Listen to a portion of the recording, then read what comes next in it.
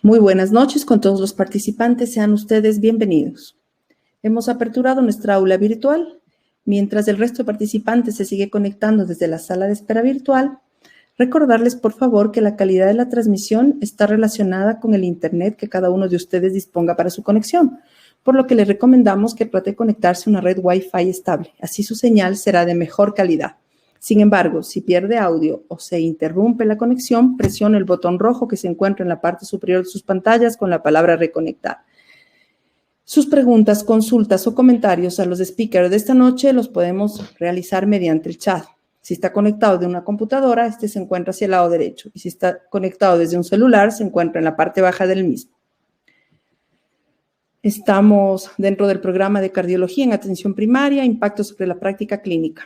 Es el tema número 10 y con mucho gusto voy a presentar a quien nos acompañará en la moderación. Es el doctor Bolívar Sáenz. El doctor Sáenz, médico graduado en la Universidad Católica del Ecuador, primera promoción de medicina, especializado en cardiología en la Universidad Federal Fluminense, Brasil, masterado en insuficiencia cardíaca en la Universidad Federal Fluminense, Brasil, médico tratante del Hospital Militar en el servicio de cardiología y en el área de insuficiencia cardíaca.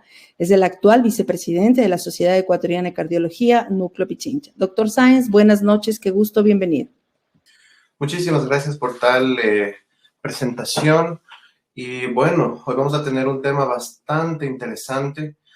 Se pensaba anteriormente que la hipertensión arterial es un tema que de pronto está pasado de moda por otras enfermedades que han tenido un avance científico, pero tenemos una altísima incidencia, inclusive mortalidad de la hipertensión arterial, y es por eso que muy acertadamente la Sociedad Ecuatoriana de Cardiología ha elegido este tema tan interesante.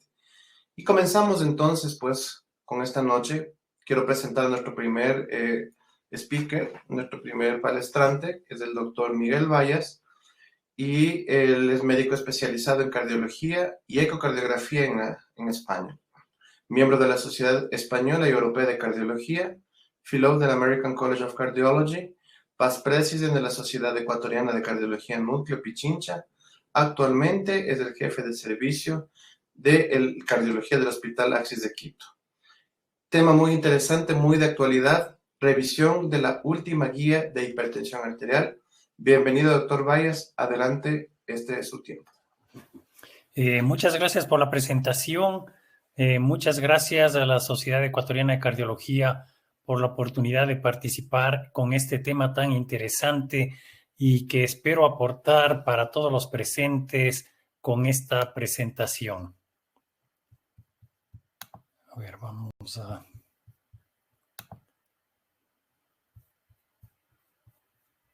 compartir. No sé si ahí lo ven todos. Sí, se ve perfectamente. Solo hay que pasar bueno, de ocultar nomás.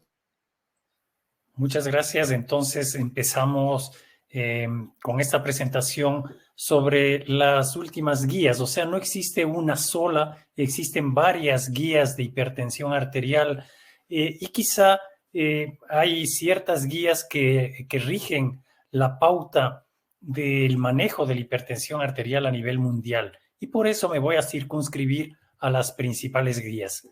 No tengo ningún conflicto de interés. Y esto es lo que vamos a tratar ahora.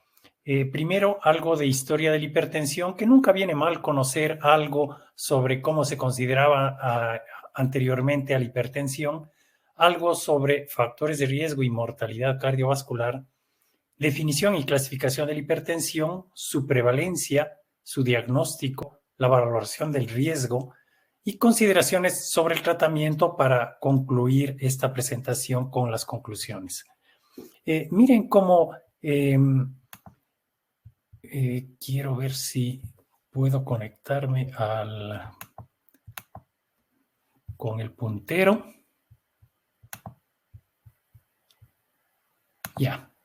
Entonces, miren cómo en el año 1727 existe el primer registro de una medida de la presión arterial en donde se está metiendo un tubo de vidrio en la arteria carótida de esta yegua y se está viendo cómo la columna de la sangre sube a través de esta columna de vidrio, y es lo que se tiene en la historia como el primer registro de lo que es la hipertensión arterial.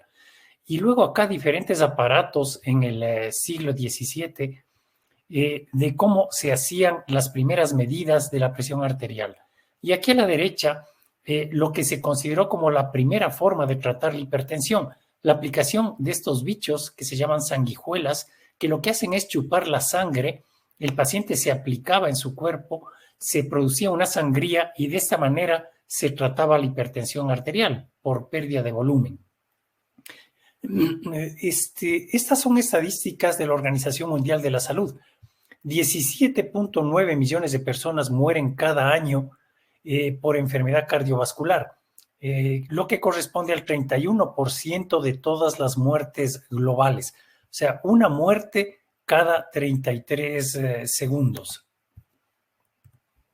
Y miren cómo la hipertensión arterial constituye uno de los principales factores de riesgo. Miren aquí cómo la hipertensión arterial se considera el principal factor de riesgo como causa de muerte. Y esto se debe básicamente a la alta prevalencia que tiene la hipertensión a nivel mundial. No es solamente por la hipertensión en sí, sino por la cantidad de pacientes que son hipertensos en el mundo. Y en esta diapositiva vemos la importancia de la hipertensión y cómo es responsable del 50% de la morbimortalidad cardiovascular. O sea, directa o indirectamente, la hipertensión arterial constituye la responsable del 50% de la morbimortalidad cardiovascular. Es responsable del 75% de la morbimortalidad cerebrovascular. Cuando nosotros vemos un paciente con un ictus cerebral, un ataque agudo, un infarto cerebral, la causa más probable o la asociación más probable es que sea hipertenso.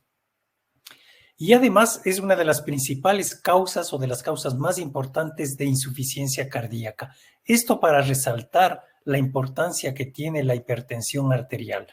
Y aquí les había puesto como referencia lo que en el Ecuador tenemos como causas de muerte. De acuerdo a las estadísticas del INEC del año 2019, tenemos en primer lugar la enfermedad isquémica del corazón, segundo la diabetes, tercero la enfermedad cerebrovascular, cuarto influenza y neumonía y quinto enfermedades hipertensivas. Aunque esté en quinto lugar la hipertensión, puede tener relación directa con la enfermedad isquémica, con la diabetes y sobre todo con la enfermedad cerebrovascular.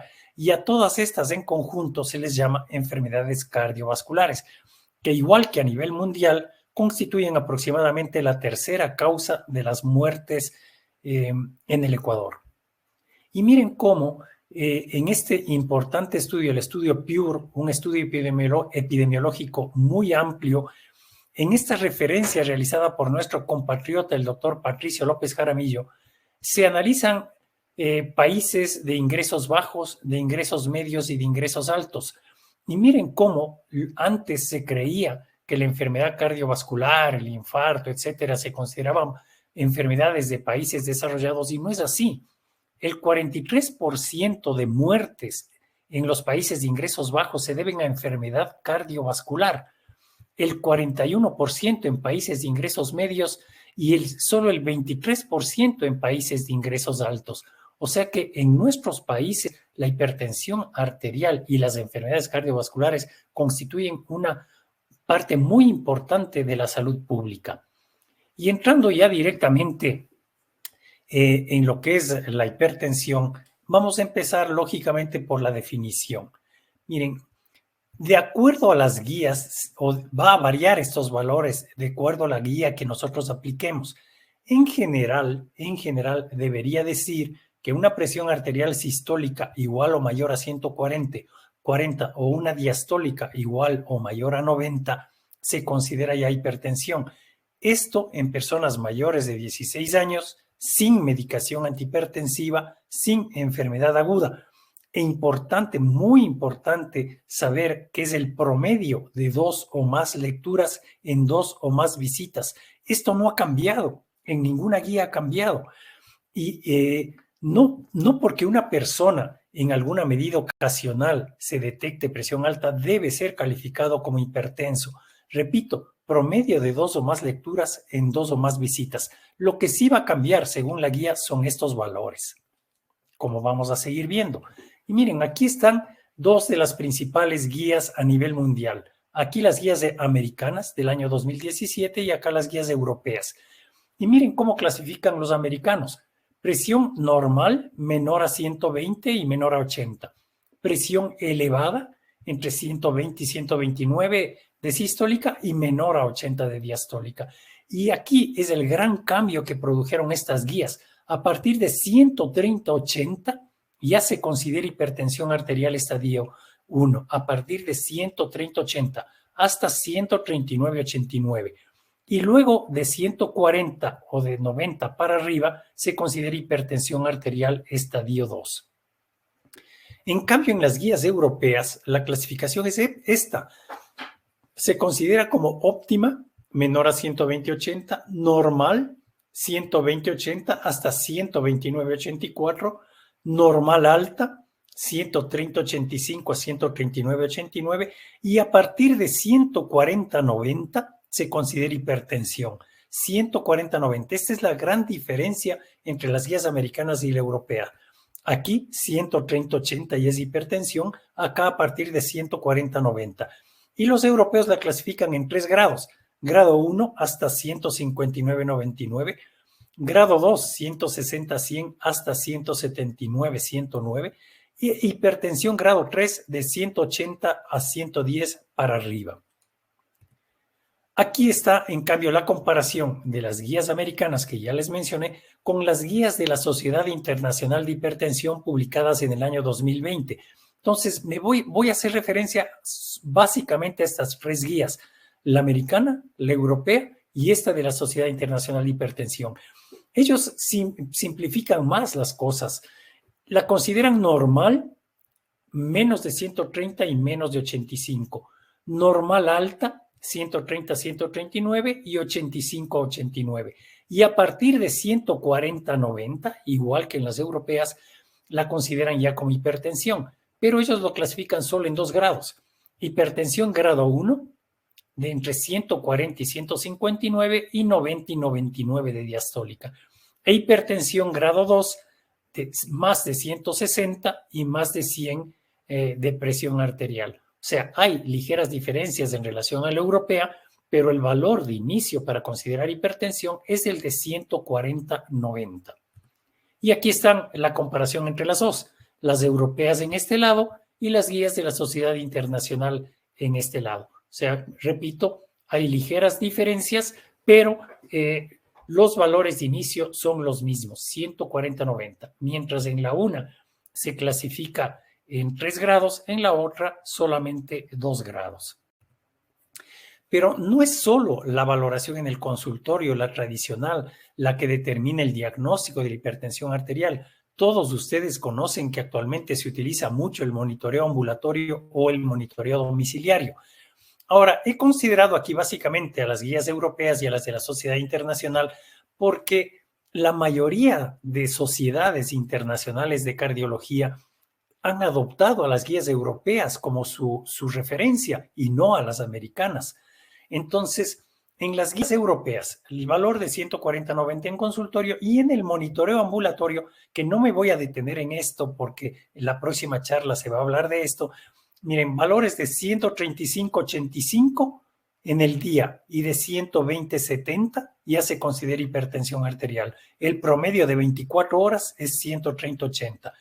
Y en el monitoreo domiciliario, desde 135-85 ya se considera hipertensión arterial. Y acá, en las guías de la Sociedad Internacional, es básicamente lo mismo. La Sociedad Internacional considera lo mismo en monitoreo ambulatorio y monitoreo domiciliario de presión arterial. Y quiero hacer referencia a la prevalencia de hipertensión porque esto es una consideración importante. Miren, en las guías americanas, si consideramos a partir de 130-80 como hipertensión arterial, el 46% de la población americana sería hipertensa, de la población adulta americana el 46% sería hipertenso. Pero si consideramos el valor de 140-90, solo el 32% de americanos sería hipertensos. Aquí hace una clasificación en base al sexo, hombres y mujeres, aquí en base a la edad y aquí en base a la raza. Si consideramos que las guías europeas pueden ser nuestra referencia e incluso guías tan importantes como la de la Sociedad Interamericana de Cardiología adoptaron a las guías europeas, entonces miren, el 32%, aunque esto es población americana, pero se puede decir que a nivel mundial más o menos esta es la prevalencia de hipertensión arterial. Entonces consideraríamos 32%, 31% hombres, 32% mujeres. Miren cómo con la edad van aumentando los porcentajes y en mayores de 75 años, el 71% es hipertenso y de hombres y el 78% de mujeres es hipertensa. O sea, conforme aumenta la edad, la prevalencia va aumentando mucho, lo que se ve claramente en esta gráfica entre hombres y mujeres. Y en cuanto a la etnia, miren cómo predomina claramente en personas de raza negra, 42% de hombres, 46% en general de mujeres son hipertensos en la raza negra.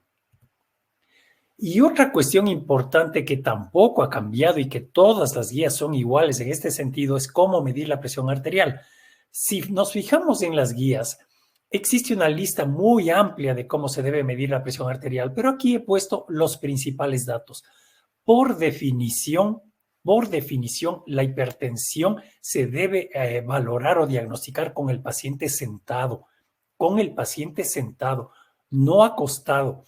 Esta es la definición, paciente sentado y con los valores ya anotados de presión es para considerar a un paciente si es hipertenso o no. Sentado al menos 5 minutos, espalda apoyada cómodamente en una silla, los pies apoyados en el suelo, el brazo, si es posible, apoyado en una mesa, el tensiómetro o el brazo a la altura del corazón. Y hay que evitar, bueno, el tamaño del brazalete desde luego es importante, por eso los tensiómetros suelen venir con diferentes tamaños, y evitar una hora antes ejercicio, alimentos, tabaco, distensión vesical y estrés en la medida de lo posible, porque todo esto puede ser un factor que aumente la presión arterial. Si pudieron leer aquí en inglés hay otras consideraciones, pero esto que está a la izquierda es lo principal. ¿Y qué debemos hacer en la valoración en hipertenso? Esto también en las guías es exactamente igual, en todas. Anamnesis y examen físico básicos, análisis de laboratorio, que más o menos en las guías son los mismos que se deben solicitar, electrocardiograma, un examen obligatorio en todo paciente hipertenso. El eco, como vamos a ver después, solo tiene ciertas indicaciones. El monitoreo ambulatorio, que ya, como dije, en la próxima charla la doctora nos va a hablar sobre esto, pero cada vez se preconiza más el uso del monitoreo ambulatorio de presión arterial por toda la información que nos da. Y en las mismas guías dicen, cuando sea logística y económicamente posible, se debe hacer monitoreo fuera de la consulta. ¿Y esto por qué? Porque existen varios factores que en un hipertenso hay que considerar, no solo las cifras, sino las presiones en el día, las presiones en la noche, el descenso nocturno, si hay picos matutinos, sobre todo de presión arterial, la variabilidad y la presencia de otros factores de riesgo. Y todos estos anteriores solo los obtenemos por medio de un monitoreo ambulatorio. Pero la presencia de otros factores de riesgo también es importante. Miren cómo un hipertenso puede tener asociados múltiples factores: dislipidemia, obesidad, diabetes, síndrome metabólico, cigarrillo, solo por mencionar unos pocos o los principales. Entonces, un hipertenso puede tener asociado otros factores de riesgo y eso es importante conocer.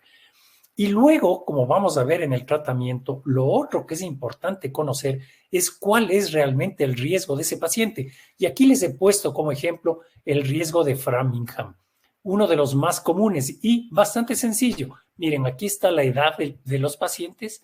De acuerdo a la edad se le asigna un puntaje. Aquí está si el paciente tiene diabetes o no y según eso se le asigna un puntaje. Si el paciente fuma o no, se le asigna un puntaje. Si no fuma, 0, si fuma, 2. Si no es diabético, 0, si es diabético, 2. Aquí están los niveles de colesterol LDL. Igual, de acuerdo al valor de colesterol LDL, se le asigna un puntaje. Miren cómo curiosamente un LDL menor de 100 tiene un puntaje negativo. Y luego, según el nivel, se va aumentando el puntaje. Colesterol HDL, igual. Mientras mayor el colesterol HDL, que sabemos que es el colesterol bueno, el puntaje va bajando. Y aquí está el nivel de presión arterial sistólica y diastólica. Y de acuerdo a los grados de presión arterial, también se asigna el puntaje. Y aquí se suma edad, más diabetes, más tabaquismo, más colesterol LDL, HDL y presión sanguínea. Y estos son los valores. Obtenemos estos valores que pueden ir desde -3 hasta más de 14. Y aquí están los porcentajes de riesgo. O sea, lo que las tablas de riesgo valoran es la probabilidad a 10 años de que el paciente tenga algún evento coronario. Estos son los porcentajes. Y aquí se consideran estos porcentajes bajo hasta 4%, medio o moderado hasta 9%, moderado algo, alto hasta 18%, alto a partir de 27% y muy alto a partir de 47%. Esto en la tabla de Framingham. En cambio, los europeos utilizan la tabla SCORE. Y miren cómo en la tabla SCORE tenemos diferentes colores que ya nos dan el riesgo o el porcentaje de riesgo del paciente. Y miren, aquí está representado menos de 3% riesgo bajo, 3 a 4% moderado, 5 a 9% alto y más de 10% muy alto. O sea, es diferente a la tabla europea. ¿Y qué consideran los europeos? Vamos a ver aquí más claramente. El sexo, mujeres y hombres. Si fuman o no fuman. Aquí está el nivel de presión arterial. Aquí está el nivel de colesterol, que los europeos usan en milimoles. Y aquí está la edad. O sea, más o menos los mismos parámetros, pero quizá en el score europeo está un poco más simplificado y más graficado para verlo con facilidad cuál es el riesgo del paciente. Existen tablas para regiones de alto riesgo y de bajo riesgo, y esto se clasifica según la tasa de mortalidad por enfermedad cardiovascular. Y miren, de las guías europeas está tomado este gráfico en donde valoramos el riesgo ya concretamente de un paciente con hipertensión arterial. ¿Y qué consideramos? Fases de la hipertensión, dice. Fase 1, sin complicaciones. Fase 2, con enfermedad asintomática. Y fase 3, con enfermedad establecida. Aquí presencia de otros factores de riesgo o daño orgánico. Sin factor, 1 o 2 factores, más de 3 factores, daño orgánico o enfermedad cardiovascular establecida. Y acá están los valores de presión. Normal alta, grado 1, grado 2 y grado 3. Como repito, esto es en base a las guías europeas. Y miren, curiosamente, un paciente que no es hipertenso, o sea, tiene una presión normal alta, pero tiene enfermedad cardiovascular establecida o tiene enfermedad renal crónica de grado 4 o más o diabetes mellitus con daño orgánico, o sea, un paciente de muy alto riesgo, aquí también es un paciente de riesgo muy alto. Y esto es importante considerar porque cuando vamos a ver el tratamiento, un paciente que no es hipertenso, o sea, que tiene presión normal alta, entre 130 y 139, pero tiene riesgo muy alto, los europeos ya consideran dar medicación. Y en cambio acá, vamos acá, un paciente que ya tiene hipertensión arterial, pero tiene un riesgo bajo, no recomiendan iniciar directamente con medicación, sino con cambios en el estilo de vida durante unos meses, como vamos a ver luego en tratamiento, y entonces, si no se controla, empezar con el tratamiento. Importante estas consideraciones. Entonces, tenemos ya, como había mencionado, el grado de hipertensión del paciente, tenemos el riesgo de este paciente y tenemos que saber cuál es el daño orgánico que produce la hipertensión.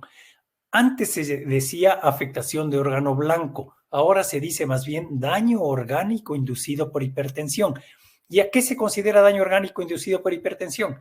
En el corazón, hipertrofia ventricular izquierda, sea por electrocardiograma o por eco. Insuficiencia cardíaca puede ser también, desde luego. Microalbuminuria ya es un daño incipiente de daño renal, un signo incipiente de daño renal, la microalbuminuria, una enfermedad renal crónica moderada con un índice de filtración glomerular entre 30 y 59, ya es también un daño orgánico inducido por hipertensión, rigidez arterial también, aunque esto no lo solemos realmente valorar en forma rutinaria, pero en algunos pacientes sí es importante hacerlo, sobre todo en pacientes que están en un riesgo intermedio. El índice tobillo-brazo es un signo de enfermedad arterial periférica, que también puede ser inducido por hipertensión, y a nivel del ojo, la presencia de retinopatía con hemorragias, exudados o papiledema. Pero el otro extremo es cuando ya existe realmente enfermedad cardiovascular y que puede tener relación con hipertensión arterial. Y aquí está enfermedad arterial coronaria, un paciente que ha tenido infarto o que tiene angina o que ya ha sido revascularizado, sea por cirugía o sea por intervencionismo. Esto ya es una enfermedad cardiovascular. Insuficiencia cardíaca con fracción de eyección preservada o reducida, arritmias por fibrilación auricular. Muy importante, la fibrilación auricular en muchos pacientes es producido o desencadenada por hipertensión arterial. Enfermedad cerebrovascular, un infarto isquémico, una hemorragia, un accidente isquémico transitorio. Presencia de placas de ateroma en estudios de imagen, sobre todo en carótidas, como vamos a ver también, enfermedad arterial periférica o enfermedad renal crónica severa. Esto es enfermedad cardiovascular relacionada con hipertensión. ¿Y cómo estudiamos esto? A nivel del corazón, primerito un electrocardiograma, desde luego. El electrocardiograma es básico en todo paciente hipertenso. ECO se recomienda para todo paciente hipertenso con alteraciones en el electrocardiograma o con signos o síntomas de disfunción del ventrículo izquierdo. Por ejemplo, un paciente con disnea, un paciente con arritmias, un paciente con edemas, un paciente con alteraciones en el electrocardiograma, hay que hacerle un eco. También puede considerarse para detectar hipertrofia ventricular izquierda si consideramos que esto puede influir en la decisión del tratamiento. A nivel de vasos sanguíneos se puede hacer una ecografía de las arterias carótidas. Aquí está el nivel de indicación y aquí está el nivel de evidencia. Entonces, puede considerarse la detección de placas ateroscleróticas asintomáticas o estenosis carotidia. Considerar la estimación de la velocidad de la onda de pulso para determinar la rigidez arterial que mencioné antes. Y el índice tobillo-brazo, que es un índice que nos puede indicar si hay enfermedad arterial periférica, enfermedad de extremidades inferiores. A nivel de riñón, lógicamente la determinación de creatinina y la tasa de filtración glomerular. Esto también lo consideran mucho las guías, el cociente albúmina-creatinina. Debe considerarse la realización de una ecografía renal con Doppler para valorar si la función renal, está disminuida, si hay albuminuria o sospecha de hipertensión secundaria. Debe realizarse el fondo de ojo en pacientes con hipertensión de grado 2 o 3 y en pacientes hipertensos con diabetes, en todos los pacientes hipertensos con diabetes. Puede considerarse también en otros pacientes, pero básicamente en estos. Y a nivel cerebral, todo paciente hipertenso con síntomas neurológicos o deterioro cognitivo debe considerarse la realización de una resonancia magnética o una tomografía. Ahora pasamos ya al tratamiento. Hemos visto todo lo que necesitamos para ya empezar a tratar al paciente. Esto es de las guías americanas. Miren, vamos por partes. Espero que ustedes puedan ver bien la diapositiva. Y si vamos aquí, presión normal, solo promover hábitos de vida saludables y reevaluar al paciente en un año. Presión elevada, no hipertenso todavía. Medidas no farmacológicas, reevaluar al paciente en 3 a 6 meses. Y aquí ya empezamos, hipertensión arterial estadio 1. Hipertensión arterial estadio 1. Valoración del riesgo. Esto es valoración del riesgo. Y aquí clasifiquen dos partes. Si tiene menos del 10% va para acá, si tiene más del 10% va para acá. O sea, menos del 10%, medidas no farmacológicas. Miren, importantísimo. Paciente ya considerado hipertenso según las guías americanas, pero que tiene un riesgo bajo, medidas no farmacológicas, terapia no farmacológica. reevaluar en 3 a 6 meses y si no se ha controlado, entonces se da medicación. Pero si el paciente tiene un riesgo mayor al 10%, entonces sí se empieza con medicación. Aquí dice terapia no farmacológica y aquí terapia medicamentosa, medicamentos para disminuir la presión arterial. Y se reevalúa al paciente en un mes, ya con el inicio del tratamiento. Desde luego, si ya tiene hipertensión en estadio 2, directamente también medicación para bajar la presión arterial. Esto en las guías americanas. Esto en las guías europeas. Miren, presión normal alta. En todos los niveles, intervenciones en el estilo de vida. Desde luego, esto es en todos los niveles, en todas las guías. Y aquí, presión normal alta. Miren, considere tratamiento farmacológico en pacientes de riesgo muy alto y enfermedad cardiovascular, especialmente enfermedad coronaria. Lo que les había dicho cuando analizamos la valoración del riesgo. Un paciente que no tiene hipertensión, pero tiene un riesgo muy alto y estas consideraciones, considere empezar tratamiento farmacológico. Acá, hipertensión de grado 1. Miren, intervenciones en el estilo de vida, tratamiento farmacológico inmediato si el paciente tiene riesgo alto o muy alto, enfermedad renal o daño orgánico. Pero miren acá, este ya es un paciente hipertenso y sin embargo dice que en pacientes de riesgo bajo o moderado sin enfermedad cardiovascular se puede hacer intervenciones en el estilo de vida durante 3 a 6 meses y solo empezar tratamiento farmacológico después de haber implementado estas medidas durante 3 a 6 meses y si la presión arterial sigue alta. O sea que, aunque los niveles considerados de hipertensión varían según las guías, las consideraciones en tratamiento de alguna manera son similares. Desde luego, en hipertensión grado 2, tratamiento inmediato, y en hipertensión grado 3, desde luego, tratamiento inmediato. El objetivo, control de la presión en los primeros 3 meses. O sea, no es que de golpe le vamos a bajar la presión al paciente para llegar a las metas. No, hay que ir paulatinamente. Ahora, ¿cuáles son las medidas no farmacológicas o el tratamiento no farmacológico de la hipertensión arterial? Lo que todos conocemos. Y miren, todos con recomendación de nivel 1 y evidencia A, excepto esta evidencia B. Restringir la ingesta de sal, aumentar el consumo, lo que se llama una dieta saludable, verduras, frutas frescas, pescado, frutos secos, ácidos grasos no saturados, bajo consumo de carnes rojas y de consumo de productos lácteos bajos en grasa. Ejercicio aeróbico regular, al menos 30 minutos de ejercicio dinámico moderado, 5 a 7 días a la semana.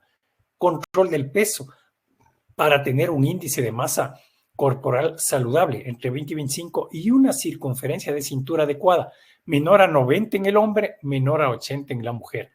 Restringir el consumo de alcohol y dejar de fumar. Estas son las medidas no farmacológicas. Disminuir la sal, dieta saludable, ejercicio, control de peso, restringir el consumo de alcohol y dejar de fumar. Y aquí ya vamos a lo que es la medicación en sí. En general, les he puesto esta primera diapositiva en general, porque las guías, aquí quiero referirme básicamente a las guías europeas y a las guías de la Sociedad Internacional. Las americanas, por la consideración que les dije del valor en el cual inician 130-80 y porque la mayoría de sociedades no lo han adoptado, por eso me refiero más a las europeas. Terapia inicial, monoterapia. Miren, importantísimo, monoterapia que puede ser de cualquiera de los grupos de medicamentos que sirven para la presión, pero solo en hipertensión grado 1 con bajo riesgo, en ancianos mayores de 80 años y en pacientes frágiles. Solo en estos casos se debe considerar monoterapia. En la mayoría de los pacientes se debe iniciar con terapia doble, 2 tabletas en un comprimido, que puede ser un IECA o ARA2 más un calcio antagonista o diurético en la mayoría de los pacientes. El siguiente paso, combinación triple en lo posible en un solo comprimido. Esto en algunos pacientes, yo diría que muchos pacientes llegan a esta etapa. Paso 3, combinación triple más espironolactona u otro fármaco. en hipertensión resistente o en hipertensiones muy severas que a pesar de la triple combinación no se controlan. Aquí se añade espironolactona u otro diurético o un alfa o beta bloqueante. Estos pacientes muy severos o resistentes se deberían referir a un centro especializado. Y miren, los beta bloqueantes, que antes eran una de las bases del tratamiento de la hipertensión, se usan solo en estas indicaciones: insuficiencia cardíaca, angina, infarto reciente, fibrilación auricular, en mujeres jóvenes que planean embarazarse o que están embarazadas. Solo en esos casos se usa beta bloqueante y que se puede usar en cualquiera de estas etapas. Vamos ya concretamente a lo que dicen las guías europeas. Miren, tratamiento inicial, combinación doble, un solo comprimido, IECA o ARA2 más bloqueante de calcio o diurético.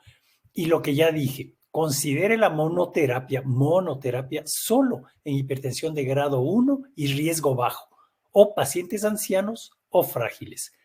Paso 2, IECA o ARA más calcio antagonista más diurético, en lo posible en un solo comprimido. Y paso 3, añadir espironolactona u otro diurético alfa o beta bloqueante. Y aquí están las indicaciones de los beta bloqueantes que ya les mencioné antes. Miren acá, tratamiento recomendado por la Sociedad Internacional de Hipertensión. Idealmente todo en una sola tableta. Etapa 1. Miren, aquí está lo que ellos llaman A, B o C, o A, C o D. A es antagonista de los receptores de angiotensina. C es calcio antagonista y D es diurético.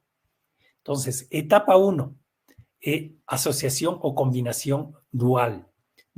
Y miren, curiosamente, ellos recomiendan la primera asociación, IECA o ARA, que son estos, más calcio antagonista. No consideran como primera etapa al diurético, excepto, miren estas letritas pequeñas, A, B o C.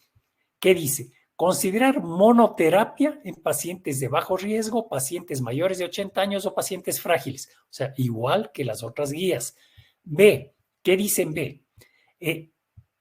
Dar diurético, o sea, asociar un medicamento del sistema renina-angiotensina más diurético en pacientes post-stroke, pacientes muy ancianos, insuficiencia cardíaca o si hay intolerancia a los calcioantagonistas. Entonces, repito, etapa 1, medicación doble, antagonista de angiotensina más calcio antagonista, pero en ciertos pacientes diurético. Etapa 2, aquí dice bajas dosis, combinación en bajas dosis. Acá en etapa 2, combinación a full dosis, lo mismo, los mismos medicamentos, pero a full dosis. En etapa 3, triple combinación. O sea, antagonista de la angiotensina, IECA o ARA, calcio antagonista y diurético. Y en la etapa 4 ya considera la hipertensión de espironolactona u otra droga. Y aquí están las dosis que recomiendan de espironolactona, 12.5 hasta 50 miligramos por día. Entonces, eso es un cambio en relación ligero, pero hay un cambio en la consideración de la Sociedad Internacional de Hipertensión en cuanto al tratamiento. ¿Cuáles son los objetivos del tratamiento? Igual, consideraciones generales que les he anotado aquí en base a las guías europeas. El primer objetivo, reducir la presión a menos de 140/90 en todos los pacientes, siempre que lo toleren. En todos menos de 140 y menos de 90. En la mayoría de pacientes menores de 65 años, niveles entre 120 y 129. En pacientes mayores de 65 años, niveles de 130 a 139 con cualquier nivel de riesgo y con o sin enfermedad cardiovascular establecida. Y el objetivo de la presión diastólica, menor de 80 independientemente del riesgo y las comorbilidades. Un buen control de la presión arterial se ha asociado a reducción de la presencia, sobre todo de ictus, en este porcentaje, de infarto y de insuficiencia cardíaca. Eso ya como algo, como consecuencia del tratamiento de la hipertensión, se obtiene estas reducciones del riesgo. Y como consideraciones finales, sabemos y hemos visto que existe una alta prevalencia de hipertensión, que esta aumenta mucho con la edad, que siempre se deben investigar todos los factores de riesgo, el daño orgánico inducido por hipertensión, establecer el riesgo en base a las tablas. Existen muchas tablas, aquí les he presentado las dos principales quizá, pero hay muchas otras. Considerar, desde luego, el médico tiene que considerar el estado clínico, las comorbilidades, tratamientos concomitantes, fragilidad del paciente para establecer el riesgo, beneficio y la esperanza de vida. E implementar todas las medidas no farmacológicas de tratamiento. Importantísimo en todo paciente las medidas no farmacológicas o cambios en el estilo de vida. Y ya como tratamiento, iniciar tratamiento con cifras de presión arterial iguales o mayores a 140, iguales o mayores a 90, o según los resultados del monitoreo ambulatorio o domiciliario de presión arterial, 135-85 en promedio. En mayores de 80 años, importante también, en mayores de 80 años se recomienda iniciar tratamiento con cifras de 160, 90. Claro que si una persona ha sido diagnosticada antes y como vimos, los objetivos son bajarle la presión por debajo de 140, pero iniciar tratamiento con 160, 90. Considera la monoterapia en hipertensión estadio 1 y riesgo bajo en ancianos o en pacientes frágiles. En el resto, iniciar con terapia doble.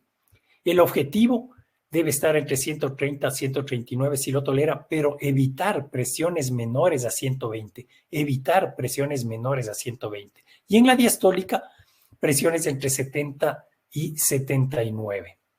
O sea, menos de 80 en general. Esto sería entonces mi participación. Muchas gracias.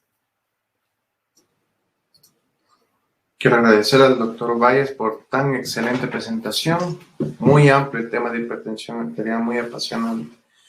Pero bueno, vamos a otro tema más importante, con la doctora Carla Mera. Entonces, ella es especialista en cardiología por la Universidad de Favaloro en Argentina, subespecialista en ecocardiografía por la UBA de Argentina, subespecialista en cardiooncología por la Universidad Cardenal Herrera, España. Actualmente es médico tratante del Hospital Eugenio Espejo y médico tratante del Hospital Padre Carol. Y como habíamos mencionado, pues manejo correcto de la MRPA y la MAPA. Le damos el tema a la doctora Mera, por favor. Buenas noches. Buenas noches.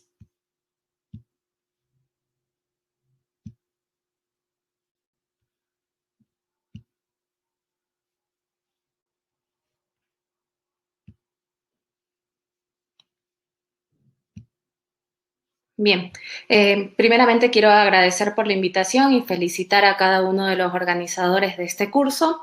No tengo conflictos de intereses. A lo largo de mi presentación vamos a hablar del uso correcto de la medición residencial de presión arterial y su evidencia científica, el uso del monitoreo ambulatorio de presión arterial y un caso práctico para analizar en cuanto a los datos del MAPA. Quiero hacer énfasis en que la toma de presión arterial es probablemente un procedimiento que lo hacemos en todas las consultas, pero sin embargo es el que se ejecuta de la manera más inadecuada. En esta publicación que se realizó en The Lancet, nos trata de demostrar que el tratamiento, el manejo y el diagnóstico de la hipertensión arterial se da de forma conjunta. Ellos tratan de enfatizar de que las recomendaciones o para confirmar el diagnóstico de hipertensión arterial se deben hacer también mediciones fuera del consultorio, es decir, como el uso del monitoreo ambulatorio de presión arterial. En este caso vemos en el lado izquierdo de la figura las interacciones durante la fase de detección de diagnóstico, mientras que en el derecho representa la fase de tratamiento y seguimiento.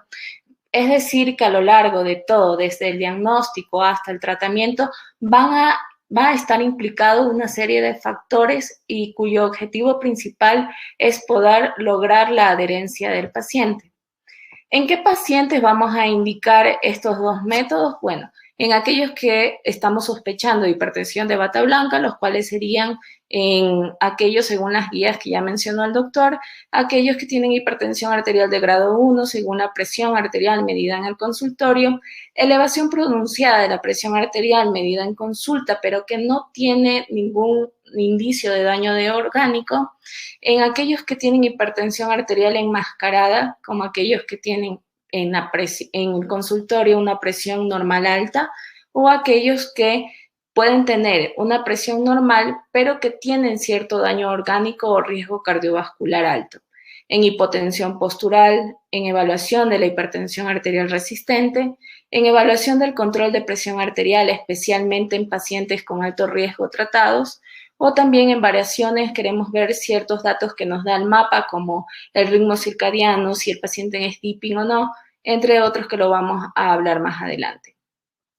Entrando ya en tema de la medición residencial de presión arterial, bueno, este es un gráfico que lo hemos visto mucho en las guías. Es importante el primer paso para tener datos fidedignos de que el paciente se tome bien la presión, es educarlo, cómo se va a tomar la presión.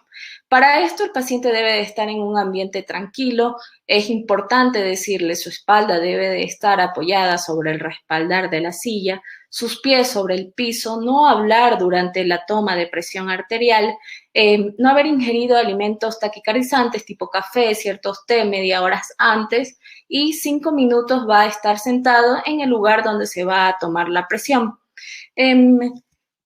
También hay que educar al paciente en cuanto al tamaño del manguito. De forma clásica y bueno, teórica, el tamaño ideal del manguito es aquel midiendo la distancia entre el hombro al codo en el punto medio, vamos a medir la circunferencia de este y si su brazo es entre 26 a 33 centímetros, pues puede usar el tensiómetro convencional, que es aquellos que tienen de 12 a 13 centímetros de ancho y 35 centímetros de largo. Lo que también debemos hacer en consulta antes de enviar al paciente para hacer la medición domiciliaria de presión arterial es, en nuestros pacientes adultos mayores, en diabéticos o buscando otras causas, descartar que no presente hipotensión ortostática. ¿Y cómo lo hacemos? Pues medimos la presión arterial al paciente sentado, luego lo hacemos poner de pie y al primero o hasta el tercer minuto volvemos a tomar la presión. Si existe un diferencial de presión arterial sistólica de más de 20 milímetros de mercurio o la presión arterial diastólica, un diferencial de más de 10 milímetros de mercurio, pues podríamos estar ante un caso de hipotensión ortostática, la cual se ha asociado con un incremento de riesgo de mortalidad y de complicaciones cardiovasculares. Hoy por hoy, las guías de la Sociedad Europea de Cardiología toman en cuenta el uso de los esfingomanómetros semiautomáticos, auscultatorios u oscilométricos. En realidad son el método preferido para medir la presión arterial en consulta. ¿Por qué? Porque se veía que los esfingomanómetros de mercurio pueden tener ciertos datos erróneos como la lectura dígito terminal. Muchas veces decimos el paciente tiene 140/90. Y no es así, el paciente también tiene 138/92, 145/95. También puede existir una técnica inadecuada en la toma de presión arterial o existe también la variación interobservador. En cuanto al modelo de tensiómetros o dispositivos, pues tenemos los semiautomáticos. Estos van a tener 3 presentaciones, tenemos hoy por hoy, los de dedo, los de muñeca y los de antebrazo. Los monitores de dedo no están recomendados porque la posición del miembro superior, así como la vasoconstricción periférica, pueden llevar a importantes errores en la medición. Mientras que los dispositivos de muñeca también tienen la desventaja de ser muy dependiente de la posición de la muñeca, así como de su grado de flexión o de extensión.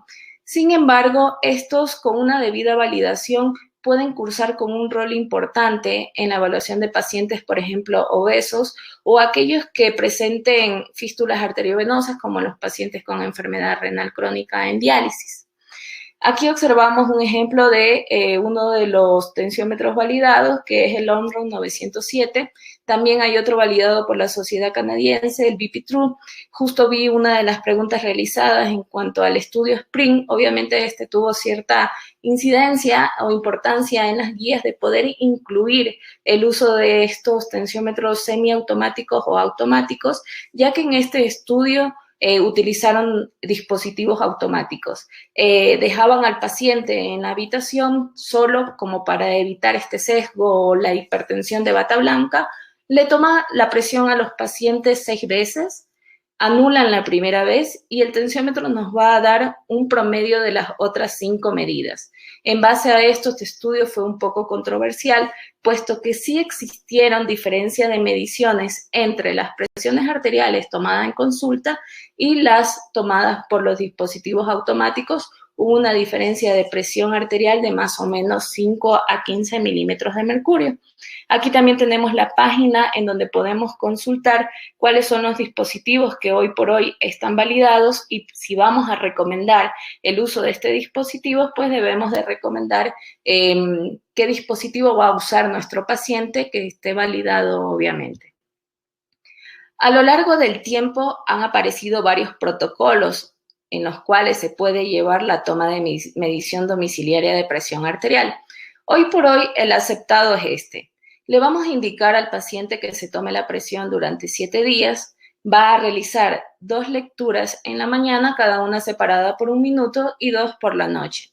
De estas vamos a eliminar el cálculo, el primer valor, y luego vamos a promediar los otros 6 días. Es importante también determinar en la consulta cuál es el brazo de mayor presión e indicarle que en ese se tome la medición de presión arterial. Como dato de color, pues sabemos de que obviamente descartando otras causas, si la diferencia de presión es más de 15 milímetros de mercurio entre ambos brazos, este se ha asociado con un incremento del riesgo cardiovascular, probablemente se relaciona a una vasculopatía ateromatosa. Hacemos el diagnóstico de hipertensión arterial en base a la medición domiciliaria que nos trae el paciente si las presiones van a ser mayor a 135/85. A través de un estudio observacional se evaluó la confiabilidad de la medición domiciliaria de presión arterial, donde dividieron a los pacientes en 3 grupos. Aquellos que se les iba a tomar la presión en el consultorio, aquellos que se mandó a realizar la medición domiciliaria de presión y aquellos que se realizaron el uso del mapa. Y vieron cuál de esto tenía mayor asociación con el índice de masa de ventrículo izquierdo, lo cual sabemos que es un predictor de riesgo cardiovascular.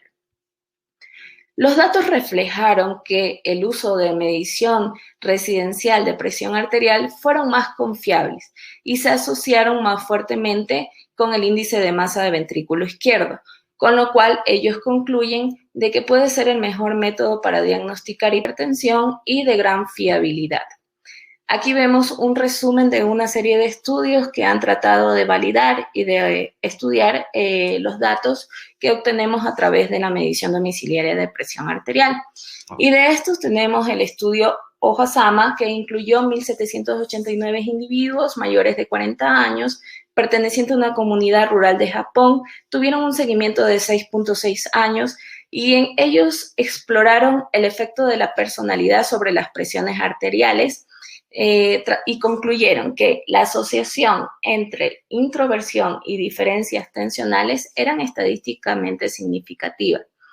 ¿En qué nos ayuda esto? En conocer si los pacientes con presiones arteriales elevadas en la consulta presentan además criterios de introversión, pues podría ayudarnos a la sospecha diagnóstica de hipertensión de bata blanca. Otro de los estudios fue el estudio FinHome Study, que evaluó 2.081 sujetos entre 45 a 74 años. A lo largo se hizo en Finlandia y se valoró tanto la presión de consultorio como la domiciliaria. Las dos fueron predictoras de mortalidad y evento cardiovascular, pero al incluirlas ambas en el modelo de riesgo proporcional de Cox, solo la presión arterial domiciliaria mantuvo significativa estadística.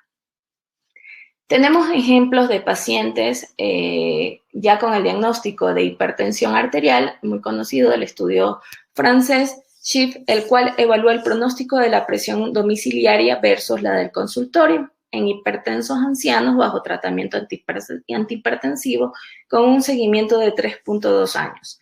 Los puntos finales a evaluar fueron mortalidad, mortalidad cardiovascular y eventos cardiovasculares no fatales. Dicho estudio mostró que por cada incremento de 1 milímetro de mercurio, el riesgo de evento cardiovascular fatal y no fatal fue significativo solo para los datos que se obtuvieron en la presión arterial domiciliaria y no así para los datos que tuvieron en consultorio. Por ende, estos y otros estudios han realizado aportes que permiten afianzar el uso de la medición domiciliaria de presión arterial como una importante herramienta en la evaluación del riesgo cardiovascular y avalan también el uso creciente en nuestra práctica clínica. Obviamente tiene ciertas ventajas. La aparición de los nuevos aparatos digitales son más precisos y menos susceptibles de descalibrarse, atenúan la presión a la medición o al efecto del tensiómetro, la desaparición del efecto de mandil blanco, el diagnóstico de hipertensión enmascarada, mejor seguimiento del tratamiento y mejor selección de pacientes en los ensayos clínicos. A la vez también esto hace de que el paciente sea más consciente de su enfermedad y esté pendiente de tomarse la medicación y de tomarse también la presión. Pero también tiene ciertas debilidades y creo que nos pasa a todos en consultorio, ya que el mismo paciente podría perjudicar la adherencia al tratamiento. En el caso de que el hipertenso falsee intencionalmente las cifras, es decir, nos llega con valores más bajos de los reales, o al contrario, el paciente solo se tome la presión en momentos que presenta molestias, cefaleas, cólera, ansiedad, obviamente estas van a salir altas. También puede conducir a la llamada psicosis del tensiómetro. El paciente a cada momento se quiere tomar la presión arterial. A pesar del aumento exponencial en la venta de aparatos digitales, no todos han estado sometidos a procesos de validaciones adecuados. Bien, en cuanto al uso del monitoreo ambulatorio de presión arterial, vamos a empezar con ciertos aspectos técnicos, tal como el paciente va a llegar y vamos a tomar la presión en ambos brazos. El dispositivo se va a colocar en el brazo que tenga mayor presión arterial. Luego, debe de cumplir ciertas configuraciones, por ejemplo, la frecuencia de las mediciones. No debe de estar programado a que se tome durante el día no menos de cada 20 minutos y en la noche no menos de cada media hora. No se debe de programar medidas mucho más frecuentes en el día que en la noche. Y el dispositivo no debe de permitir ver las medidas al paciente. Al igual también vamos a informar al paciente que en el momento que le esté tomando la presión, deje el brazo quieto, no lo mueva, que trate de hacer todas sus actividades normales, anote a qué hora se levantó, a qué hora se acostó y que no intente hacer ejercicios extenuantes. ¿Qué requisitos le vamos a pedir al resultado? Primero, la idea es que tenga 24 horas de grabación. Por lo menos 2 lecturas válidas por hora durante el día y al menos una durante la noche. Queremos, para poder validar este estudio, que tenga 75% como mínimo de lecturas válidas. Esto nos va a permitir obtener alrededor de 70 a 100 lecturas, el ritmo circadiano, variación de la presión arterial, efectos del tratamiento, entre otros. Hay que tomar en cuenta las limitaciones del uso de mapa, tales como son arritmias cardíacas frecuentes, enfermedad de Parkinson, la fístula arteriovenosa, trastornos emocionales, limitaciones físicas y la intolerancia al método. Una de las indicaciones que tenemos del uso del mapa es cuando tenemos pacientes con hipertensión arterial resistente. En general, estos pacientes tienen cifras de presiones muy altas y debemos de saber que existe intolerancia al método porque cada vez que el dispositivo va a tomar la presión, la toma 30 milímetros de mercurio más de la última. Si tenemos un paciente que va a tener presiones de 190, pues la próxima presión va a llegar hasta 220 y así sucesivamente. Entonces, primero debemos de saber a qué paciente también le vamos a indicar. Y para esto, entre ellos, podemos abarcar a pacientes con hipertensión de bata blanca, cuando existe alta variabilidad en cifras de presión arterial, Cuando tenemos discrepancias entre los datos de medición domiciliaria de presión arterial y por ahí el paciente tiene un riesgo cardiovascular bajo, si queremos determinar hipertensión arterial nocturna, enmascarada o hipertensión refractaria.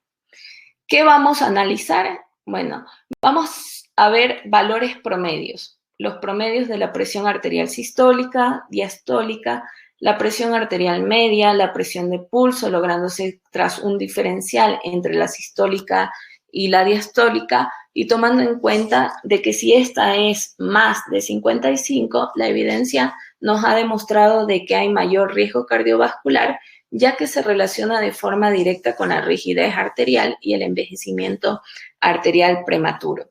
No vamos a leer los valores aislados. ¿Por qué? En el mapa nos va a dar todas las lecturas que se realizaron a lo largo del estudio y sí, podemos tener presiones de 200, 150, pero en ese momento pudo haber sido una hipertensión reactiva. El paciente hizo un esfuerzo, tuvo un problema, algún inconveniente, entonces siempre vamos a ver los valores promedios.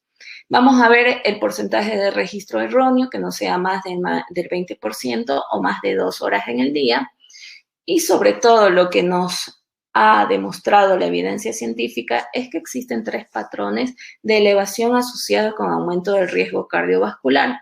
Estos son la hipertensión arterial sostenida, el paciente no diper, la hipertensión arterial nocturna. Este tipo de paciente que vamos a observar, una de estas 3, se asocia y tienen factores de riesgo independientes de riesgo cardiovascular. También tomamos en cuenta y tenemos que ir a verificar si el paciente presenta la llamada hipertensión matutina o el morning shock.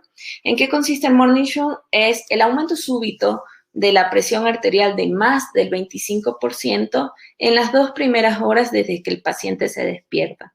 Esto se va a asociar a mayor riesgo cardiovascular, a mayor riesgo de enfermedad cerebrovascular y tiene su explicación fisiológica en cierta forma porque en horas de la mañana existen cambios como el aumento de la actividad simpática, en la sensibilidad de los vasoreceptores, de la coagulabilidad, un aumento de catecolamina, de la compliance, de la resistencia vascular. Pero si vemos que existe un aumento de más del 25% con relación a las presiones arteriales anteriores, pues sí podemos estar ante una hipertensión arterial matutina. También vamos a valorar la carga hipertensiva, la cual es qué porcentaje nuestro paciente tiene fuera de los valores normales. La desviación estándar es un valor que va a venir explícito en el estudio del mapa y nos va a ayudar a calcular también la variabilidad de la presión arterial sistólica, la cual debería ser lo normal que sea menor del 15%. Totalmente anormal si la variabilidad de presión arterial es más del 40%.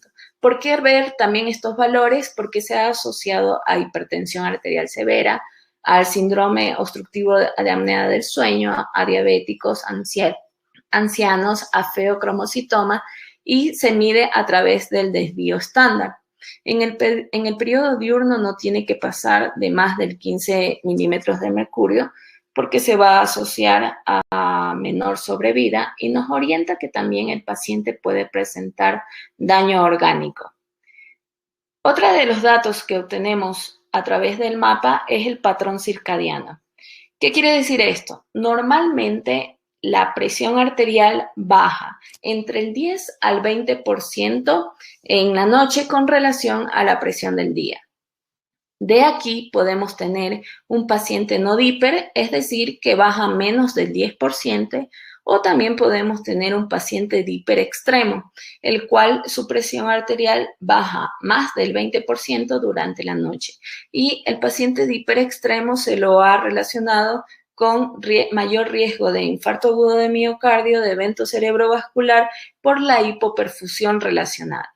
Aquí tenemos los datos en base a los resultados que tenemos del mapa de cuándo determinar si el paciente es hipertenso o no, como ya lo señaló el doctor. Esta es una publicación realizada por JAMA donde lo que hizo fue asociar las presiones en consultorio con los datos que obtenemos en el mapa. en cuanto a mortalidad y a eventos cardiovasculares. Entonces, se obtuvo lo que son la presión arterial sistólica y la presión arterial nocturna. Y se vio que los pacientes que presentaban uno de estos dos datos tenían aumentado de 5 a 6 veces la posibilidad de tener mayor mortalidad cardíaca o mayor evento cardiovascular, como infarto agudo de miocardio, evento cerebrovascular. Por ende, estos son valores predictivos de tasa de eventos y también tenemos que analizarlo, como ya se mencionó, ya que son significativamente mayor el riesgo de muerte cardiovascular en los pacientes con hipertensión nocturna o hipertensión sistólica mantenida en las 24 horas. Estos son datos, una tabla donde nos resume cómo llegó a la validación del uso del monitoreo de ambulatorio de presión arterial, entre los cuales las series más importantes que tenemos es del IDACO. El IDACO es investigadores de la base de datos internacional sobre la presión arterial ambulatoria. Determinaron umbrales de presión ambulatoria que dieron como resultado riesgo cardiovascular a 10 años. También tenemos la publicación realizada por el Jackson Heart Study, el cual tuvo alrededor de 5,000 pacientes y de estos el 19.1% de los pacientes fueron de raza negra, en los cuales se vio que existía mayor riesgo, obviamente, a mayor presión, pero sin embargo la presión arterial diastólica no se relacionó con el resultado y por lo tanto no se publicaron en el estudio.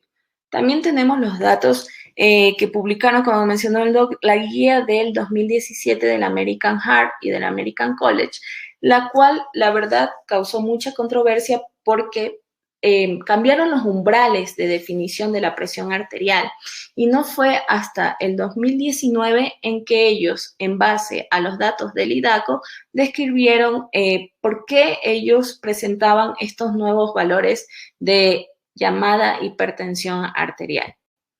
También, a partir de los datos del IDACO, se hicieron estudios en referencia a los pacientes con hipertensión de bata blanca y se comparó la normotensión verdadera con también los pacientes hipertensos sostenidos. Lo que se pudo concluir fue que personas no tratadas, la hipertensión de bata blanca tiene un mayor riesgo de eventos cardiovascular y mortalidad por todas las causas, en comparación con la normotensión. Sin embargo, el riesgo de hipertensión de bata blanca se atenuó en aquellos que eran menores de 55 años. Y de esto apareció un subestudio, el cual dividieron a los pacientes entre hipertensión de bata blanca y normotensos de bajo riesgo e hipertensión de bata blanca y normotensos de alto riesgo.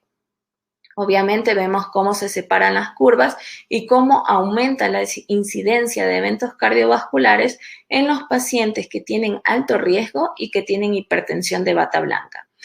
Hoy por hoy no existe evidencia que diga se debe de tratar la hipertensión de bata blanca, pero lo que sí nos dicen las guías es que debemos de trabajar sobre los factores de riesgo cardiovasculares.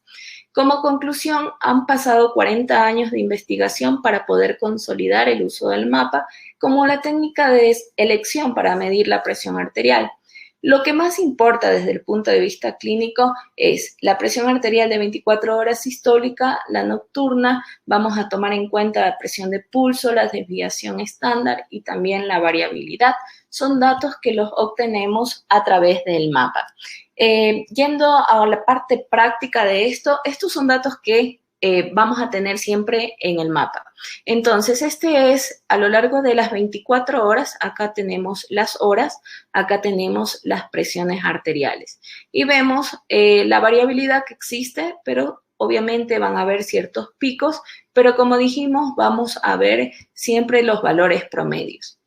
Y los valores promedios son aquellos que nos van a dar, donde dice global, pues vamos a ver en este caso el paciente ha presentado normotensión a lo largo del estudio. Vamos a ver la carga sistólica y diastólica y también si el paciente presenta DIPER normal o no. En este caso, a pesar de que el paciente tuvo normotensión en los valores promedios sistólico y diastólico, vemos de que su presión no cayó más del 10%, es decir, es un paciente con normotensión, pero no díper. Estos son el registro que vamos a obtener durante las 24 horas. Ya dijimos que siempre vamos a ver los valores promedios y no aislados. Como conclusión, para un correcto diagnóstico de la hipertensión arterial se debe realizar una correcta toma de presión arterial. La medición residencial de presión arterial le vamos a indicar al paciente que se lo realice durante 7 días, 2 tomas en la mañana, 2 tomas en la noche, separadas por 1 minuto y antes de tomar la medicación de preferencia. En cuanto al mapa, vamos a analizar si el paciente presenta un ritmo circadiano normal, si es díper. Vamos a ver las horas, las primeras 2 horas desde que el paciente nos dice me levanto a las 6, entonces vemos de 6 a 8 si presenta el morning sure, la variabilidad de la presión arterial y recordar que no podemos validar el resultado de un estudio si existe más de o debe de tener por lo menos un 75% de lecturas correctas para validar el estudio. Eso sería todo. Agradezco mucho la participación de la doctora y bueno, estamos llenos de preguntas. Esa es la consecuencia de tener 2 temas tan interesantes y tan bien expuestos. Voy a invitar también al doctor Valles para que prenda su cámara. Y vamos a comenzar entonces la ronda de preguntas. Ya tenemos bastantes preguntas, pero si se animan a hacerlas más, pues seguiremos.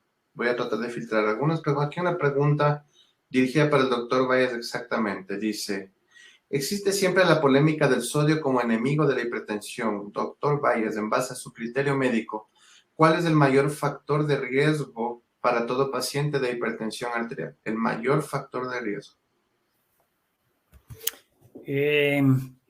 Bueno, con respecto a la sal, yo creo que está totalmente establecido y todas las guías lo preconizan de que sí se debe reducir la ingesta de sal. Quizá lo que puede haber variaciones es de cuánto, pero si nos vamos a la parte práctica, yo siempre recomiendo a los pacientes simplemente disminuir. Les digo, hay que disminuir la sal, no hay que quitar la sal. No se debe quitar la sal, solamente se debe disminuir el consumo en general de sal. Y esa es una recomendación de la Organización Mundial de la Salud incluso, y que se aplica en todo lado. Ustedes habrán visto que en muchos sitios ahora se suele servir la comida con un poco menos de sal en relación a lo normal. Y la recomendación sería esa, el no añadirse más sal a lo que ya tiene la comida de por sí. Y sobre factores de riesgo para hipertensión arterial, quizá uno de los principales yo diría que puede ser la edad, porque como vimos, conforme va aumentando la edad, la probabilidad de hipertensión es mayor. Entonces, de por sí, decimos en general que 1 de cada 3 adultos es hipertenso, pero en mayores de 65, de 70 años, 1 de cada 2 adultos llega a ser hipertenso. Y claro, puede haber cualquier tipo de factor de riesgo asociado a hipertensión, que es otra cosa. Perfecto. Doctora, aquí una pregunta me pareció muy interesante. Dice, en el estudio de hipertensión arterial aquí dice guardapolvo blanco, me imagino que es bata blanca, eso debe ser algún colega argentino, o hipertensión arterial oculta, ¿cuál es el mejor examen para determinarlo? ¿El mapa o la monitorización ambulatoria, la MRPA? Bueno, como se mencionó, cada uno tiene su ventaja y desventaja, ¿no? El monitoreo domiciliario de presión arterial está validado, hay estudios que han demostrado sus beneficios, pero sí siempre existe la duda de, ¿se tomó bien la presión? Nosotros por lo menos podemos verificar qué dispositivo usó, pero estas presiones son fidedignas o no. Así que me atrevería a decir que como para iniciar o para poder realizar un diagnóstico, si va a depender de eso, en lo personal y para mayor seguridad, yo sugeriría el monitoreo ambulatorio de presión arterial, aunque los dos estén validados, pero sí me parece que el monitoreo de ambulatorio de presión arterial nos podría decir más y nos aporta más datos. Y por sobre todo también cómo se mide la presión arterial de los pacientes también, ¿no? En cambio, como nos explicó, en el mapa está oculto y eso también puede influenciar, ¿no? Aquí hay una pregunta interesante también. Miguel, nos presentaste dos scores, que es el score, perdón, en la redundancia de la Sociedad Europea y el score de Framingham. Pero existe también un score de riesgo cardiovascular de la OPS, que inclusive lo divide en regiones. ¿No sería interesante por nosotros estar ubicados en esa región, ser el score de elección para nosotros poder valorar a nuestros pacientes los factores de riesgo en contexto de la hipertensión? Sí, sí, puede ser. Yo les había mencionado a lo largo de la charla de que existen múltiples tablas de riesgo y claro, les puse quizá dos de las más comunes o de las más utilizadas porque tienen relación con la Sociedad Americana y con la Sociedad Europea de Cardiología. Hay en la tabla de la Organización Panamericana de la Salud, desde luego, e incluso en una de los últimos congresos de la Sociedad Interamericana de Cardiología se preconizó mucho el uso de esta tabla porque está adaptada a nuestros países. Entonces, es una opción perfectamente válida, perfectamente válida. Y les debo comentar también que existen unas guías ecuatorianas de hipertensión arterial del Ministerio de Salud. En estas guías se utiliza como valoración de riesgo el Globo Risk. El Globo Risk tiene también aplicaciones para nuestros países, tiene algunas ventajas relativas porque se puede aplicar así de entrada a un paciente con una valoración clínica sin tener exámenes de laboratorio. O sea, hay una tabla en donde solamente con la valoración clínica se puede hacer una valoración de riesgo y hay otra del Globo Risk ya con exámenes de laboratorios que complementa la valoración, porque ustedes saben, el colesterol no hay otra forma de saber si no es midiéndolo, por ejemplo. Entonces, el Globo Risk tiene sus ventajas y, repito, en las guías ecuatorianas de hipertensión del ministerio es la tabla que se considera para la valoración del riesgo. Aquí hay una pregunta muy interesante, doctora Mera. ¿Qué pasa con los pacientes que ya están completamente controlados? Es importante que se tomen la presión arterial en la casa. No estoy hablando de los pacientes que están haciendo diagnóstico reciente o descompensación, sino aquellos pacientes que vienen a la consulta regular ya por un chequeo. ¿Debe medirse la presión arterial? Si es así, ¿cada cuánto tiempo el paciente en casa debería medirse la presión arterial? ¿O no debería hacerlo? ¿Hay alguna ventaja? El paciente siempre debe de medirse la presión arterial. Obviamente lo que queremos es saber la frecuencia.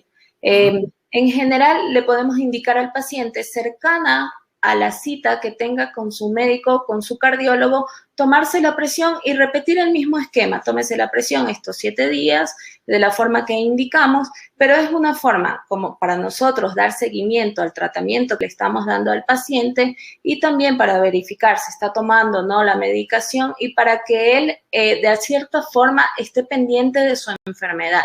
Entonces sí, aunque el paciente llegue con presiones controladas en el consultorio, siempre se sugiere que llegue con cifras tomadas en casas y se le debe indicar cómo. Entonces sí indicamos la toma de presión aunque esté controlada. Perfecto. Aquí hay una pregunta también, Miguel. Dice, en gestantes, ¿cuál es el beta bloqueador de elección y qué dosis? Yo añadiría la pregunta, ¿los beta bloqueadores para el tratamiento de hipertensión arterial están recomendados en las mujeres embarazadas? Sí, se puede usar los beta bloqueantes, sí. Claro que no es la primera opción, no es la primera elección, pero sí se pueden usar. Y yo diría que los de última generación serían los más indicados. Y estos son bisoprolol, metoprolol y nebivolol. Las dosis va a variar dependiendo de la necesidad, pero repito, o sea, no es el único o el primer medicamento, el de elección en una hipertensión arterial del embarazo. Todos saben que la alfa-metildopa y los calcio antagonistas, sobre todo nifedipina, son los más recomendados. La dosis del beta bloqueante va a depender de la necesidad o de la paciente, ¿no? Ya, perfecto. Hay una pregunta aquí que me pareció muy pertinente, doctora Mera. No sé qué opina usted con respecto a los niños y a los adolescentes, que estamos muy acostumbrados a recomendar las mediciones de presión arterial para los diagnósticos de hipertensión arterial de una forma precoz. Saben que la primera forma es hacer las mediciones de presión arterial sin necesidad de que se presenten síntomas. Pero ¿qué pasa con los niños y los adolescentes? ¿Se les debe medir la presión arterial? ¿En qué frecuencia? ¿Desde qué edad deberíamos comenzar a preocuparnos? Bueno, en los niños más bien va asociado también con ciertos factores de riesgo cardiovasculares, pero hoy por hoy, en la época que vivimos, pues no nos sorprende ver pacientes hipertensos a más temprana edad.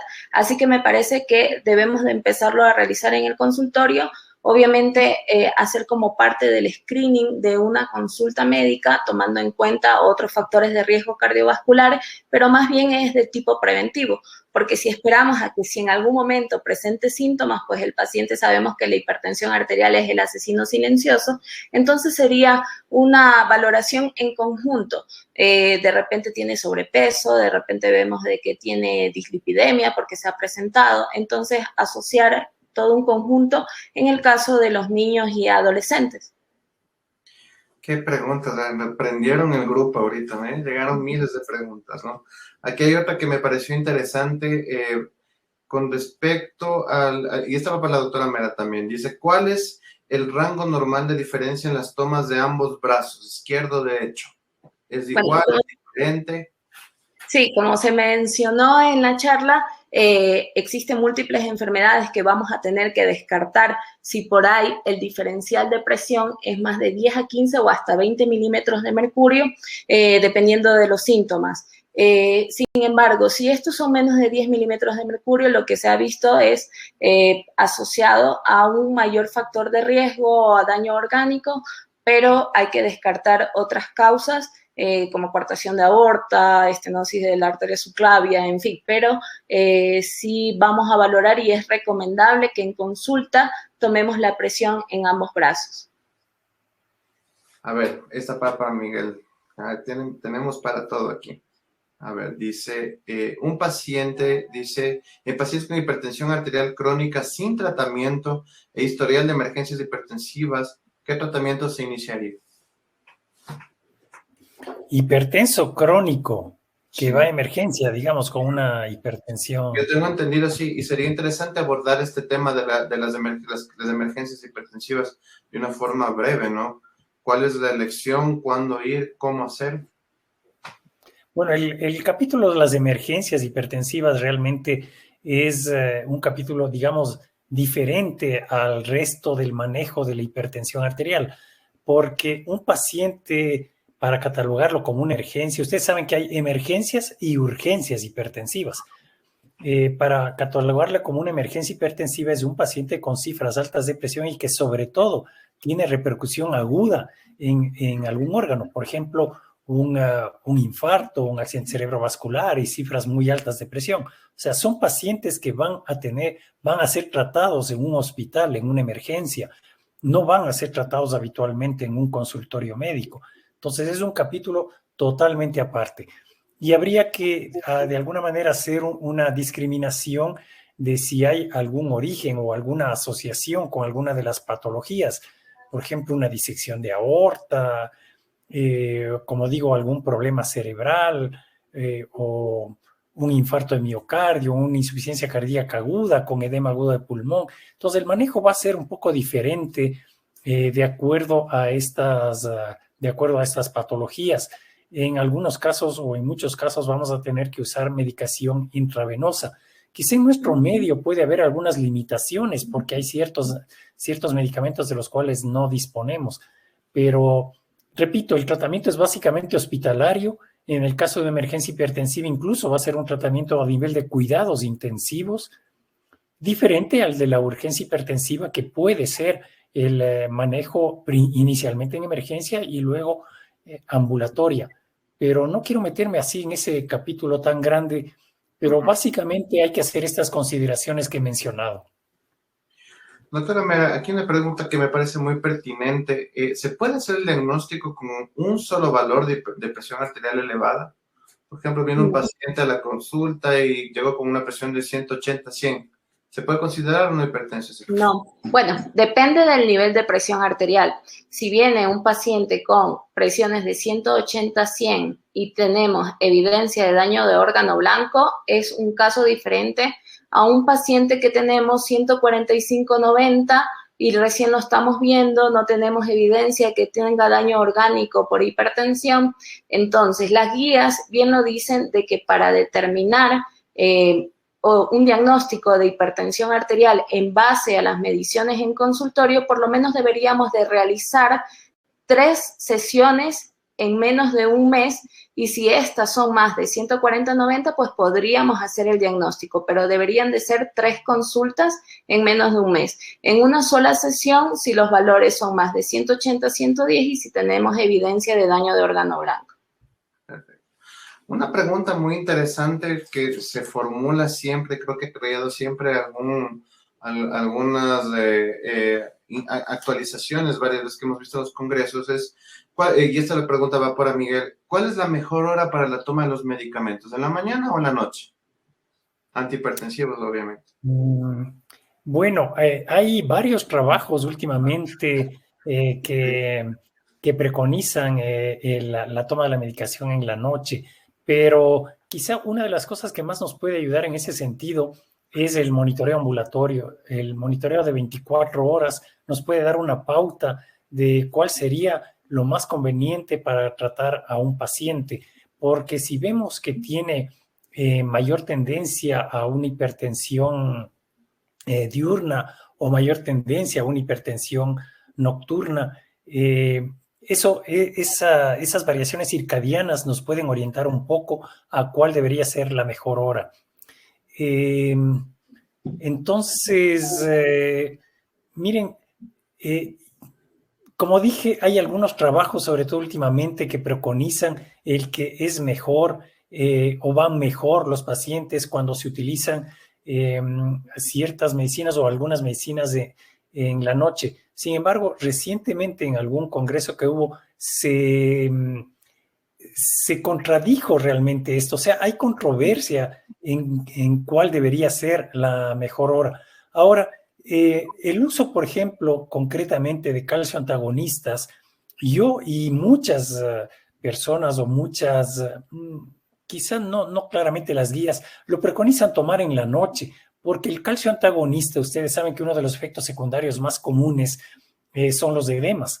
Entonces, si se lo toma en la noche, es menos probable que haya edema, porque va a haber un pico nocturno y el paciente estando acostado va a tener menos probabilidad de edema que si lo toma durante el día. En cambio, los beta bloqueantes, por ejemplo, se deberían tomar mejor en la mañana, porque el efecto del beta bloqueante es bajar la frecuencia cardíaca, aparte de otros efectos que tienen los beta bloqueantes, y ustedes saben que durante el día y con la actividad la frecuencia cardíaca va a ser mayor. En cambio, en la noche, con el reposo, la frecuencia cardíaca va a ser menor.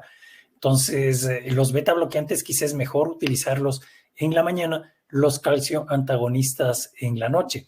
Si son tabletas, por ejemplo, un IECA más o un ARA más diurético, quizá puede ser mejor también darlo durante el día. Quizás sí, brevemente esas serían las consideraciones. Perfecto. Bueno, ahí acogí, tengo que felicitarle, realmente los temas fueron muy, muy buenos.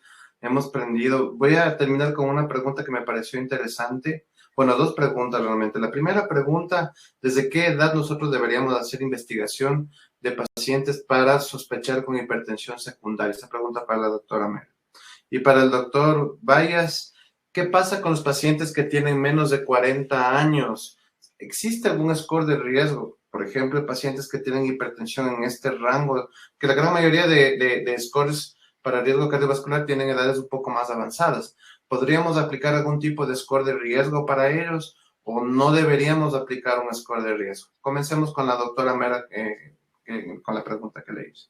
Bien, en cuanto al diagnóstico de hipertensión arterial secundaria, justamente se presenta en mayor en los pacientes jóvenes. Es lo que más o menos mencionábamos en la pregunta anterior. Por eso debemos de hacer parte del screening de un paciente que no sea un límite de edad, ya sea en la niñez o en la adolescencia, como para no llegar más tarde. Así que precisamente es en esta edad, en la población más joven, en donde vamos a, si tenemos niveles de presiones altos y estamos haciendo un diagnóstico de hipertensión, sobre todo en ellos es los que se van a sospechar de hipertensión arterial secundaria, y bueno, ahí vamos a ir más allá de otros estudios como un eco renal y otro tipo de exámenes, pero sí, es justamente en la población más jóvenes, adolescencia y niñez puede ser. Y Miguel. Sí, es una pregunta interesante, sí, porque es verdad que las guías suelen preconizar o suelen empezar la valoración del riesgo a partir de los 40 años. Pero miren, igual hace pocos meses, en un congreso de la Sociedad Interamericana de Cardiología, se hizo el lanzamiento de unas guías de prevención, y en esas guías de prevención se afirma de que se debería empezar a hacer la valoración del riesgo prácticamente desde los 20 años o desde los 18 años. Y existen tablas que pueden ayudar en ese sentido. Y recién hace unos días terminó el Congreso Europeo de Cardiología y se hizo el lanzamiento de las últimas guías de prevención cardiovascular. Pero no se ha cambiado eso de los 40 años. Pero miren, una cosa es que un paciente esté sano, no tenga hipertensión, no tenga ningún síntoma, no tenga ningún problema, y se haga un chequeo a partir de los 40 años para valoración de riesgo. ¿Y por qué a partir de los 40 años? Porque es a esa edad donde es más probable la cardiopatía isquémica o el inicio de una cardiopatía isquémica, y por eso se pone esa edad como límite. Pero repito, la Sociedad Interamericana de Cardiología nos da más bien como consejo el hacer mucho más tempranamente. Ahora, es diferente el hacer una valoración de riesgo a un paciente asintomático o aparentemente sin factores de riesgo que hacer a un paciente sintomático o a un paciente que ya tiene factores de riesgo, como por ejemplo hipertensión. La hipertensión sabemos que se puede presentar a cualquier edad, y no necesariamente una hipertensión secundaria. Una hipertensión primaria pues puede empezar en personas jóvenes también, aunque es más común según la edad. Pero un paciente que tiene hipertensión o que en algún chequeo ocasional, empresarial o lo que sea, tiene hipercolesterolemia, por ejemplo, pues ya son factores de riesgo que están presentes y que se deben valorar para darle el tratamiento adecuado y sobre todo para prevenir a futuro eventos cardiovasculares. Perfecto. Bueno, yo quiero agradecerles muchísimo. Se quedaron algunas preguntas, ya les vamos a hacer llegar a ustedes.